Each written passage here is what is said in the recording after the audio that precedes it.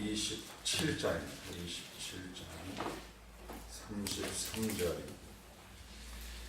33절서부터 37절까지 제가 봉독할 때 눈으로 귀로 잘 따라오시기 바랍니다. 날이 새어 가매 바울이 여러 사람에게 음식 먹기를 권하여 이르되 너희가 기다리고 기다리며 먹지 못하고 줄인 지가 오늘까지 열 나흘인즉 음식 먹기를 권하노니 이것이 너희의 구원을 위하는 것이요 너희 중 머리카락 하나도 잃을 자가 없으리라 하고 떡을 가져다가 모든 사람 앞에서 하나님께 축사하고 떼어 먹기를 시작하며 그들도 다 안심하고 받아 먹으니 배에 있는 우리의 수는 전부 276명이더라. 아멘. 하나님 나라 안에 있습니다. 하나님 나라 안에 있습니다.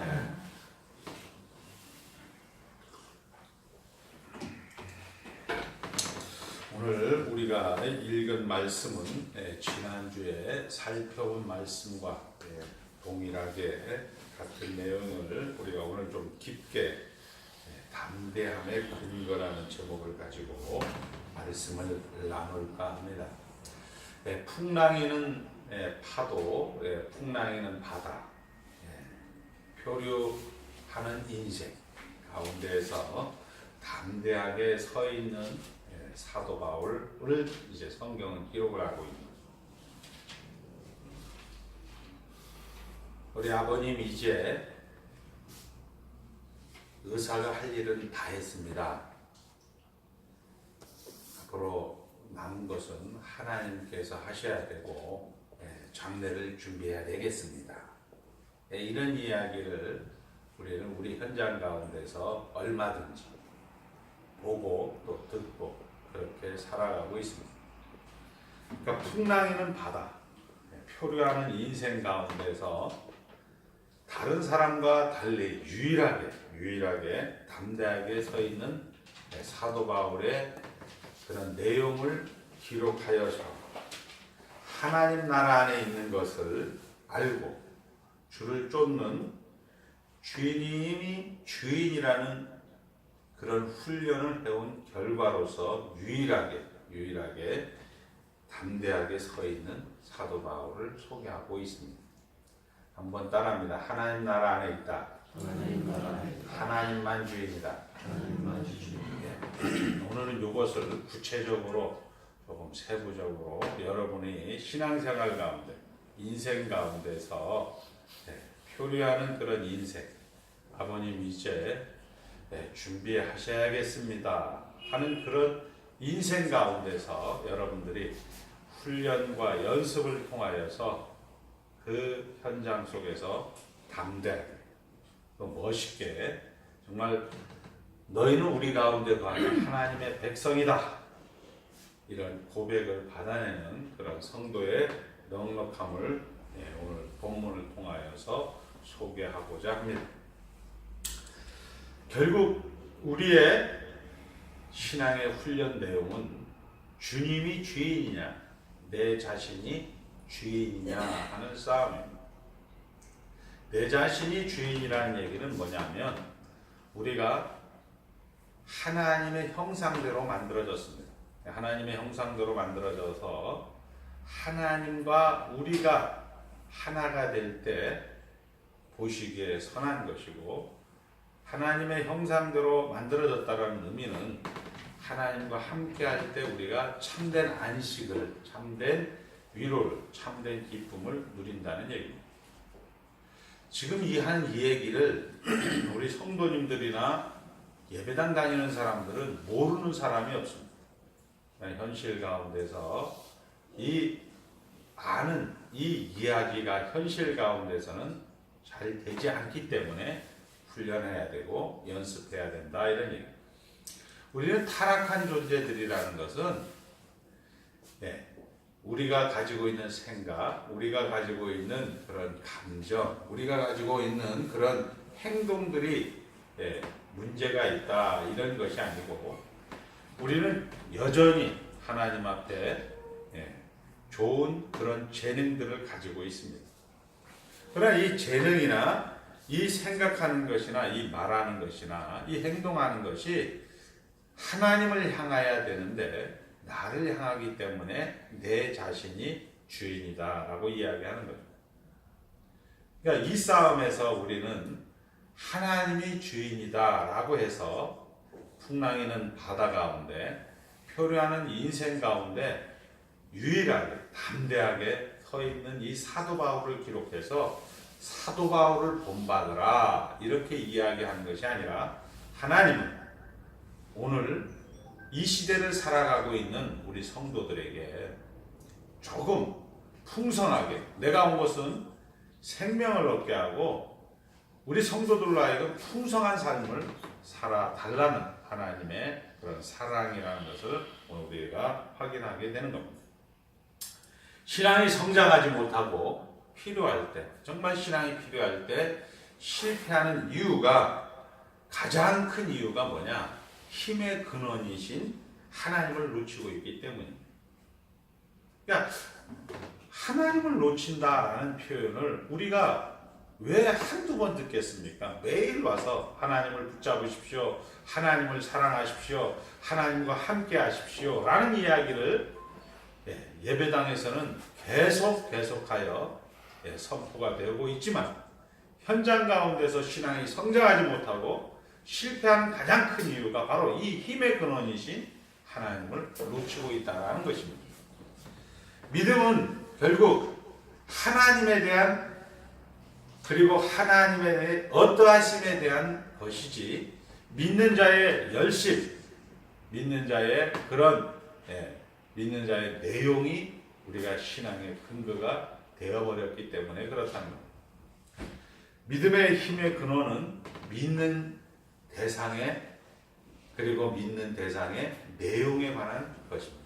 한번 따라합니다. 하나님에 대한 것과 하나님이 어떠하심을 아는 것으로 우리의 힘이 생깁니다. 자, 이것을 자꾸 놓치기 때문에 믿음은 우리로부터 나오고 그런 것으로 오해하기 때문에 우리는 자꾸 신앙상에서 실패가 있는 겁니다. 대표적인 예를 우리 마가복음 한번 찾아보겠습니다. 9장에 가보면 변화산상에서 예수님이 마가복음입니다. 이제 베드로, 야고보, 요한과 함께 이제 변화산에서 기도를 하죠. 그리고 거기에서 이들이 엄청난 체험을 하게 되어집니다. 그래서 하나는 모세를 위해서, 하나는 엘리야를 위해서 초막셋을 짓겠다 이렇게 이야기하다가 그 밑에 9명의 제자들이 귀신 들린 그런 자식을 데리고 온 그 부모와 함께 그 귀신 들린 자식을 이제 내어쫓지 못하는 그런 사건을 기록하고 있습니다. 14절서부터 보겠습니다. 우리 다 같이 읽겠습니다. 이에 그들이 제자들에게 와서 보니 큰 무리가 그들을 둘러싸고 서기관들과 그들이 더불어 변론하고 있더라. 온 무리가 곧 예수를 보고 매우 놀라며 달려와 무난하거늘 예수께서 물으시되 너희가 무엇을 그들과 변론하느냐? 무리 중에 하나가 대답하되 선생님 말 못하게 귀신 들린 내 아들을 선생님께 데려왔나이다. 귀신이 어디서든지 그를 잡으면 거꾸로 저 거품을 흘리며 이를 갈며 그리고 파리해지가는지라. 내가 선생님의 제자들에게 내쫓아 달라 하였으나 그들이 능히 하지 못하더이다. 대답하여 이르시되 믿음이 없는 세대여 내가 얼마나 너희와 함께 있으며 얼마나 너희에게 참으리요. 그를 내게로 데려오라 하시매 이에 데리고 오니 귀신이 예수를 보고 곧 아이로 심히 경련을 일으키게 하는지라. 그게 땅에 엎드러져 부르며 거품을 흘리더라. 예수께서 그 아버지에게 물으시되 언제부터 이렇게 되었느냐 하시니 이르되 10대부터니이다. 귀신이 그를 죽이려고 불과 물에 자주 던졌나이다. 그러나 무엇을 하실 수 있거든 우리를 불쌍히 여기사 도와 주옵소서. 예수께서 이르시되 할 수 있거든이 무슨 말이냐? 믿는 자에게는 능히 하지 못할 일이 없느니라 하시니. 26절 읽겠습니다. 28절입니다. 시작. 집에 들어가심에 제자들이 조용히 묻자오되 우리는 어찌하여 능히 그 귀신을 쫓아내지 못하나이까? 이르시되 기도 외에 다른 것으로는 이런 종류가 나갈 수 없느니라 하시니라. 이렇게 되어 있습니다. 예. 그러니까 우리가 오해하는 것은, 믿음은 우리로부터 힘이 나오는 것으로 오해하기 때문에 우리가 신앙을 성장할 수, 그리고 정말 우리가 필요할 때 믿음이 우리가 없는 것을 보게 되어지는 거죠. 그 대표적인 결과가 우리가 오늘 읽은 마태복음 9장에 나와 있습니다. 베나산에서 3명의 제자와 함께 기도를 하고 내려왔는데 남은 9명의 제자들이 어떤 사람이 데리고 온 귀신 들린 아이를 하나 고치지 못해서 어려움을 겪는 사건이 기록되어 있습니다. 그리고 22절에 보니까 귀신이 저를 죽이려고 물과 불에 자주 던졌나이다. 그러나 무엇을 하실 수 있거든 우리를 불쌍히 여기사 도와주옵소서. 이렇게 말씀을 하고 있습니다.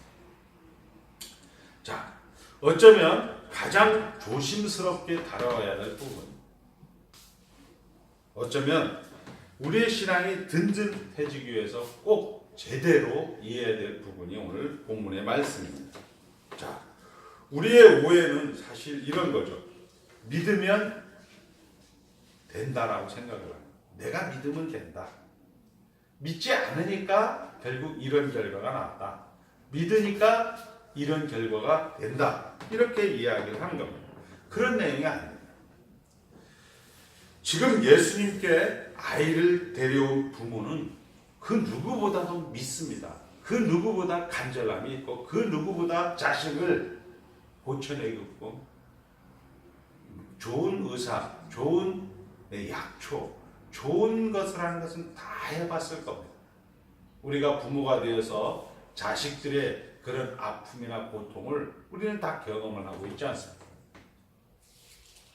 그러니까 이 부모의 열심, 부모의 그 간절함에 있어서는 누구 못지 않습니다만, 그러나 이 부모가 이야기하는 것은 그러나 무엇을 하실 수 있거든 우리를 불쌍히 여기사 도와주옵소서라고 이야기를 하고 있는 거죠. 주님의 답변은 할 수 있거든이 무슨 말이냐. 즉 부모는 하나님이 누군지, 하나님이 어떠하심을 전혀 모르고 있다라는 거예요. 결국 부모 본인의 문제가 아니라 대상과 내용이신 우리 예수 그리스도의 문제라고 이야기하고 있는 것입니다. 자, 신앙은 결국 예수님과 그 예수님이 어떠하심에 대한 문제이지, 우리가 이 부모처럼 열심히 있습니다, 나는 정말 예수님을 만나고 싶은 그런 간절함이 있습니다 라는 문제하고는 이 본문은 전혀 아니다 라고 이야기하는 것이죠. 자, 그래서 마지막 28절에 보니까 집에 들어가심에 제자들이 조용히 묻자오되 우리는 어찌하여 능히 그 귀신을 쫓아내지 못하였나이까? 이르시되 기도 외에 다른 것으로는 이런 종류가 나갈 수 없느니라 하시니라. 이렇게 얘기합니다. 자, 그러니까 기도하지 않아서 안 됐다, 이렇게 얘기하는 거예요. 기도하지 않으니까 안 됐다. 그래서 우리 교회 가운데서도 집사님 기도하십시오, 성도님 기도하십시오, 장로님 기도하십시오, 이렇게 그냥 기도 만사 형통주의, 기도의 능사주의가 돼버린 거죠. 기도라는 것은 우리가 생각하는 그런 종교의 의식으로서의 기도라는 것은 여기에서 그런 내용이 아니고, 기도는 결국 내가 할 수 없어서 남에게 부탁하는 거지 않습니까? 내가 알 수 없으니까 하나님 도와주시옵소서, 하나님 살려주시옵소서, 나에게 이게 좀 어떻게 좀 보태주시옵소서, 이런 게 기도인데, 우리는 기도라는 그 행위 자체가 이것은 기도해야 됩니다 라고 이야기하는 것을 우리는 그렇게 받아들인다는 거죠. 기도 외에는 이런 유가 나갈 수 없다는 의미는 너희는 못한다는 얘기입니다.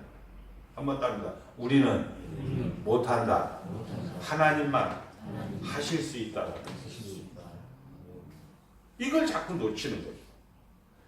그래서 하나님에게 부탁해야 된다. 그래서 믿음은 대상에 관한 것이고 내용에 관한 것이다, 이런 얘기예요. 우리가 잘 아는 구약시대에 사울왕이 아말렉을 진멸을 합니다. 우리 사무엘 상하나 열왕기 상하는 우리로 말하면 이제 초등학교, 중학교, 고등학교, 대학교를 나와서 이제 직장 생활을 하는 거죠. 우리 마치 이제 승대처럼 이제 학교 생활을 다 마치고 이제 직장에 들어가는 것을 우리는 사무엘 상하, 열왕기 상하입니다. 학교 다닐 때 우리 승배와 승연이 이런 걸 배웠어요. 아말렉 군대하고 싸울 때에는 한 마리도 남겨두지 않고 다 진멸해버려라. 2는 4, 2, 3은 6 이렇게 배운 거예요. 그런데 직장생활 하다 보니까 아말렉을 딱 만나보니까 2는 5가 되더라 이거죠. 2는 6이 되더라 이거죠. 아말렉을 딱 진멸해보니까 거기에 보니까 이쁜 여자도 있고 돈도 많고 금도 많고 이런 것들이 되게 많으니까 분명히 학교에서는 2는 4로 배웠는데 신명기나 출애굽기나 민수기에서는 아말렉을 만나면 다 죽여라 이렇게 배웠는데 막상 직장생활하면서 슬쩍 만나보니까 이게 괜찮은 게 많거든요. 돈도 많고 이쁜 것도 많고 좋은 것도 많고 보암직한 것도 많고 이렇게 하니까 사울왕이 그것을 슬쩍 가지고 와서 사무엘 이 담임 선생님이 야, 너 직장생활 한다고 학교에서 배운 2는 4를 너는 2는 5라고 하냐? 야, 분명히 아말렉은 다 진멸하라고 했는데 너는 왜 그것을 가지고 왔느냐? 선생님, 뭐 인생이 다 그런 거 아니겠습니까? 살다 보니까 이게 좋은 거 하나님께 헌금하고 이 보암직한 걸 가지고 하나님께 섬기면 얼마나 좋겠습니까? 라고 하는 내용이 나옵니다. 그때 사무엘은 이런 얘기를 해요. 제사가 결국은 순종하는 것이, 하나님이 순종하는 것이 제사보다 낫다라는 얘기예요. 자, 제사라는 것은 결국 무슨 얘기냐면 한번 따라합니다. 성도의 삶은 스스로 개척하는 것이 아니라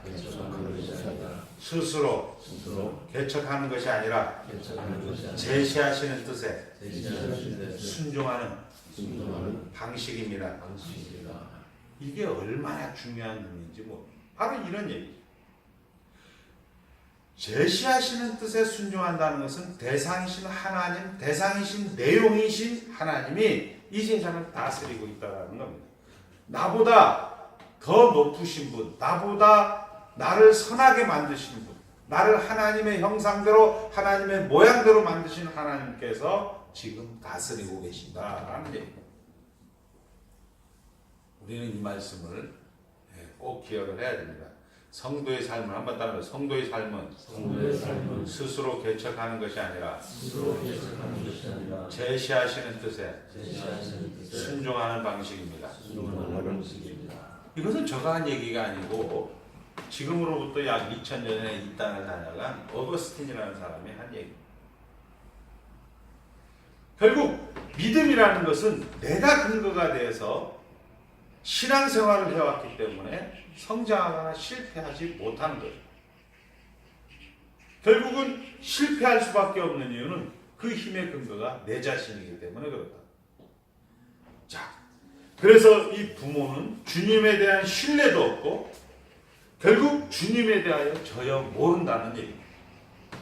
근데 문제는 이게 여기에는 지금 귀신 들린 그 부모의 문제라고 이렇게 하죠. 귀신에 들린 부모의 문제에 성경은 관심이 있는 게 아니고 우리 성도님들, 우리 목사님들, 우리 장로님들, 우리 집사님들에게 이 얘기를 하는 거예요. 저는 심심치 않게 이런 성도들, 이런 목사님들을 너무나 심심치 않게 만나게 되었습니다. 60이 다 되고 70이 다 돼가는데도 아직도 스스로 삶을 개척하려고 하는 목사님들을 너무나 쉽게 만난 거예요. 내가 기도 안 해서 교회가 부흥이 안 된다. 내가 게을러서 우리 집안이 형편이 어지러워졌다. 맞는 말 같지만 맞지 않는 말입니다. 결국 제시하시는 뜻에 하나님이 그 주어진 현장이 지금 오늘 여기가 여러분들 보기에 납득이 되지 않고 이해가 되지 않는 그 풍랑이는 바다라 할지라도 표류하는 그 인생이라 할지라도 하나님이 제시하시는 뜻이다. 하나님이 우리를 다스리시는 현장이다. 하나님이 주인으로서 하나님 안에 있는 현장이다. 라는 방향성으로 여러분들이 하나님에게 향하는 연습과 훈련과 그런 인생의 과정을 살아오지 못한 결과이기 때문에 어쩌면 강단에서 이런 말씀을 선포하지 않았기 때문에 인생 70이 다 됐는데도 여전히 목사님들이 하는 고백은 내가 기도 못해서, 내가 전도 안 해서 교회가 부흥이 안 됐다. 그래서 아직도 그 옛날의 그 습성을 그대로 해서 점점 늪에 구렁텅이로 빠져드리는 목사님들을 너무나 많이 만나는 현장. 목사님들도 이럴진데 성도들이야 오죽하겠습니까? 성도들이야 오죽하겠냐 이 얘기. 자, 결국 하나님은 나의 인생에 대해서, 존재에 대해서, 삶의 방법에 대해서 아무 발언권도 갖고 있지 않습니다. 그 아래 나를 순종시켜본 훈련도 연습도 한 번도 없는 것입니다. 내 모든 신앙의 근거로 작용하지 않고 내가 내 힘의 근거로 작용을 하다 보니까 저는 우리 성도님들이나 목사님들 얘기를 해요. 목사님 잘 좋습니다. 예, 훌륭합니다. 그러나 목사님이 나이를 50에서 40으로, 40에서 30으로, 30에서 20으로 간다면 목사님 그렇게 사셔도 됩니다. 그러나 목사님은 50에서 60으로, 60에서 70으로 가는 그런 인생 속에서 왜 내가 나의 힘의 근거가 돼야 됩니까? 라고 이야기합니다. 다시 한번 이야기합니다. 제시하시는 뜻에 따라합니다. 제시하시는 뜻에 순종하는 방식입니다. 그러니까 이거를 우리는 자꾸 놓치는 거예요. 그러니까 순종이 제사보다 낫다라는데 우리는 자꾸 제사를 하고 싶은 거예요. 우리는 자꾸 내가 주인이고 싶은 거예요. 내가 건축을 잘하고, 내가 예술을 잘하고, 내가 미술을 잘하고, 내가 음악을 잘하고, 내가 예체능을 잘하고, 내가 여기 한전의 직원이고, 내가 여기에 뭐 풍성한 직원이고, 이렇게 해서 자꾸 내가 내 가능성을 가지고, 그 가능성을 가지고 그걸 하나님께로 제시하는 뜻에 순종하는 방식으로 살아가야 될 터인데, 내가 주인으로서 이 아담과 하와가 첫 범죄를 범한 것처럼 자꾸 나를 향하게 되어진 것이 인간의 정체성이다. 그래서 믿음의 힘의 근원은 믿는 대상의 내용에 관한 문제이지 절대로 믿는 자의 열심이나 믿는 자의 방향으로 되지 않는다라는 것을 이 사도 바울은 지금 이 풍랑이는 바다, 표류하는 뱃속에서 이렇게 담대하게 외칠 수 있는 그런 훈련과 연습의 결과로서 나오는 내용이다. 이렇게 성경은 이야기를 하는 것입니다. 자, 사도는 하나님의 자신의 편임을 알고 강해진 경우입니다.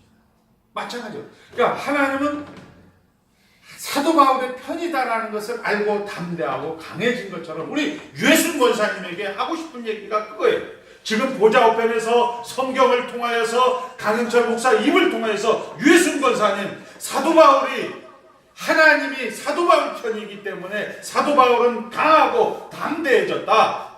유해순 권사님 사도 바울처럼 너도 강하고 담대하게 인생을 살다가 내 곁에 와라, 이렇게 얘기하고 싶은 거야. 그 첫 번째가 뭐냐?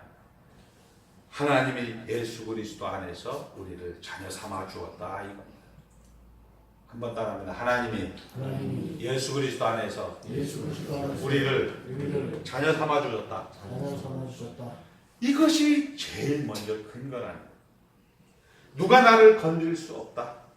비록 내가 실패하지만 하나님은 실패하지 않는다. 하나 따라합니다. 나는 실패할 수 있지만 하나님은 실패하지 않는다. 아멘. 이게 사도 바울이 하나님이 내 편이다라는 그런 강한 그리고 담대함의 근거라는 거예요. 여러분은 어쩌면 세상 가운데서 아파서 정말 저 사람 집사님 맞나? 저 사람 목사 맞나? 이런 소리 들을 수 있습니다. 그때 여러분은 담대하게 했죠. 하나님이 예수 안에서 나를 자녀 삼아 주셨어. 나는 세상 사람들에게 목사 맞나? 집사 맞나? 장로 맞나? 권사 맞나? 소리를 들을 수 있지만 하나님은 실패하지 않는다. 그래도 나는 예수 믿는 하나님의 자녀이거든요. 이런 담대함으로 여러분들이 선포할 수 있어야 되는 것입니다. 우리의 신앙의 근거는 자기 쪽에서 찾습니다. 대부분의 예수 믿는 사람들이 이스라엘 백성들처럼 제사를 지내고 율법을 지내고 그들이 선민이라는 것으로 그것으로 하나님 앞에 제사장으로 나가야 되고 하나님을 더 많이 알고 하나님을 더 많이 훈련시켜야 되는 것으로 이스라엘을 불렀는데도 불구하고 그것을 저들은 자랑합니다.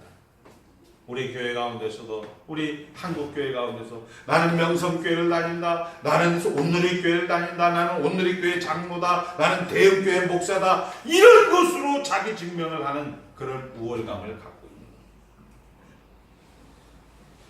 그런데 신앙인들은 또 감정으로 가요. 자기 쪽에서 근거를 찾는 거예요.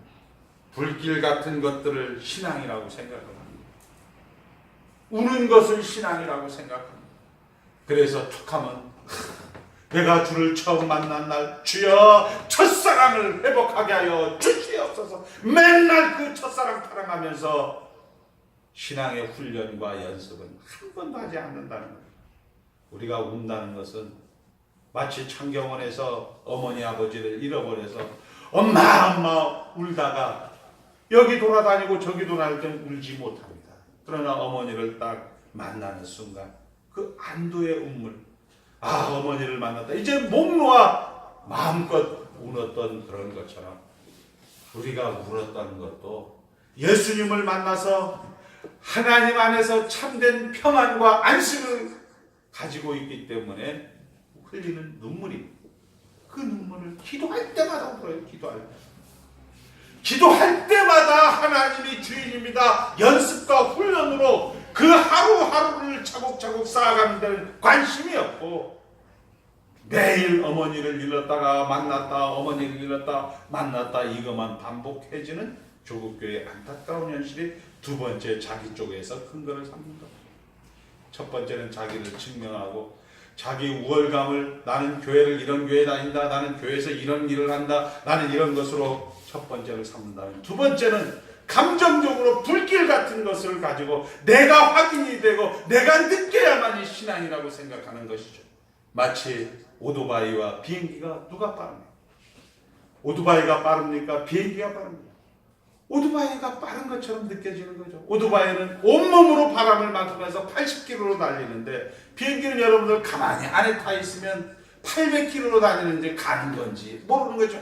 마치 신앙을 그런 거죠. 내 온몸으로 느끼는 것만 신앙이라고 생각을 하는 거예요. 내가 전도해야만, 내가 기도해야만, 내가 말씀 보아야만, 내가 어디 가서 봉사해야만, 내가 어디 가서 구제해야만 신앙이라고 생각하는 그런 것으로 자기 쪽으로 힘의 근원을 삼기 때문에 신앙상의 성장과 실패가 가장 큰 이유가 된다. 이렇게 얘기하고 있는 것입니다. 자, 우리가 신앙의 담대함은 하나님이 내 편이라는 것을 성경에서 한번 하게 됩니다.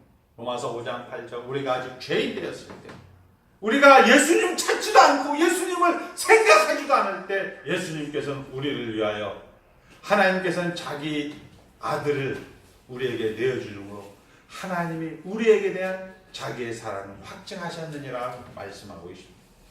우리가 예수님 좀 보여주세요 이런 얘기도 안 하고, 강영료는 예수를 믿을 생각조차도 안 하는데 하나님은 그의 아들을 강영료를 위하여 내어주심으로 하나님께서 강영료 집사에게 대한 자기의 사랑을 확증하셨다고 성경은 말씀하고 있습니다. 로마서 8장 31절 그런즉 이 일에 대하여 우리가 무슨 말하리요? 자기 아들을 아끼지 아니하시고 우리 모든 사람을 위하여 내어주신 이가 어찌 그 아들과 함께 모든 것을 우리에게 은사로 주지 아니하시겠느냐. 누가 능히 하나님의 택하신 자들을 송사하리요? 의롭다 하신 이는 하나님이시니 누가 정죄하리요? 이렇게 돈들하고 사망이나 적신이나 기근이나 칼이나 위협이나 그 어떤 것도 우리 곽순환 안수 집사님을 하나님 나라에서 세상 나라로 옮길 수 없다, 이렇게 성경은 이야기하고 있는 것입니다. 이것이 사도 바울이 힘의 근거요, 담대함의 근거요, 강함의 근거라는 사실입니다. 이것을 기록하여서 오고 오는 성도들에게 이야기하는 겁니다. 곽순환 집사님 빌빌하게 살지 마. 강영철 목사 당당하게 살아. 괜찮아. 너는 내 자식이야. 너 때문에 예수님을 내 때문에 예수 그리스도를 이 생 가운데 보내고 십자가에서 너 때문에 죽였어. 이렇게 이야기하는 거예요. 사망도 걱정하지 마. 너는 내 자식이야. 라고 이야기하는 것을 연습하고 훈련했기 때문에 풍랑이는 바다, 표류하는 이 뱃속에서 사도 바울은 유일하게 담대하게 이렇게 서 있을 수 있었다는 것입니다. 하나님이 우리 편을 두는데 누가 우리를 방해하겠느냐 말입니다. 여러분 자신이 여러분을 방해하지 마셔야 됩니다. 하나님은 우리 편입니다. 우리를 편들기 위해 예수 그리스도를 죽이신 분입니다. 우리가 우리를 정죄하리니까 의롭다 하시는 이는 하나님이시란 말이에요. 아들 목사가 그래, 원래 난 그래, 이렇게 얘기하십시오. 하나님은 나 때문에 예수 그리스도를 죽이셨다는 겁니다. 이것을 우리는 놓치셔서 안 돼요. 자, 말씀을 정리합니다. 우리는 내 안에서 신앙의 근거를 만들려고 하기 때문에 담대함을 잃은 것입니다. 강하고 담대하라, 두려워하고 놀라지 마. 나는 너를 애굽 땅 종되었던 집에서 인도하여낸 너희 하나님 여호와다라고 이야기하고, 물론 불길 같은 마음이 없어도 됩니다. 불길이 문제가 아닙니다. 십자가가 2000년 전에 이미 예수 그리스도의 속죄 사역의 완전성입니다. 우리를 위하여 또 부활하셨습니다. 우리가 예수를 믿고 우리 안에 성령님이 와 계십니다. 그건 내 기분과 상관없습니다. 여러분은 무조건 천당 가게 되어 있고 여러분은 무조건 하나님에게 복을 받은 자들입니다. 사도 바울이 가진 모든 그의 담대함과 신앙상의 승리는 자신의 못난 것과 자기 안에 아무 근거를 찾으려 하지 않고 지금 오늘 여기서 하나님이 통치하신다, 하나님이 다스리신다, 뻔뻔해도 좋습니다. 네. 여러분들이